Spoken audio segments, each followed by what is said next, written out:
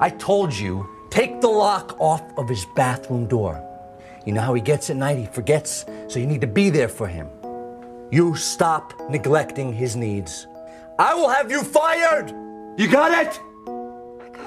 Henry was angry because of the caregiver's negligence, and the long-suppressed emotions in his heart seemed to be released. But in the next moment, he felt deep guilt. On his way home, a girl beside him asked a man for the service fee. Not only did the man refuse to pay, but he also slapped the girl. There was nothing the girl could do. She turned around and got off the bus following Henry. She kept trying to attract Henry's attention and even offered to help him relax. Henry firmly refused and turned away. The next night, Henry met the girl again on his way home. The girl said she was hungry. After hesitating for a while, Henry said there was food at his home and led the girl to his house. First, he asked the girl to wash her hands, and then he brought out bread and juice. Henry reached out his hand, wanting to help the girl deal with her wound, which was probably from being beaten during her work. Henry helped to simply bandage it up, let the girl sleep on the bed, and he himself slept on the floor. Early the next morning, looking at the sleeping girl, he couldn't bear to disturb her and left quietly. After getting off work, he found that the girl had actually brought a man back. He angrily drove the man away, brought a piece of paper for the girl to wipe her mouth, and then changed the bedsheet. Looking at the degenerate girl in front of him, he could only shake his head helplessly. The girl knelt down and said, I won't do it anymore.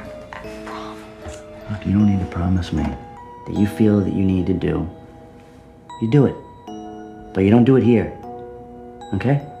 Henry didn't mean to not care about her, but he was just really feeling terrible inside. He asked the girl to take a thorough shower, put on his clean clothes, and let her stay for another night. Henry came back very late the next day. When the girl learned that he had dinner with a female colleague, she asked him why he thought of her as a child. Henry clearly stated that, I'm not beholden to you.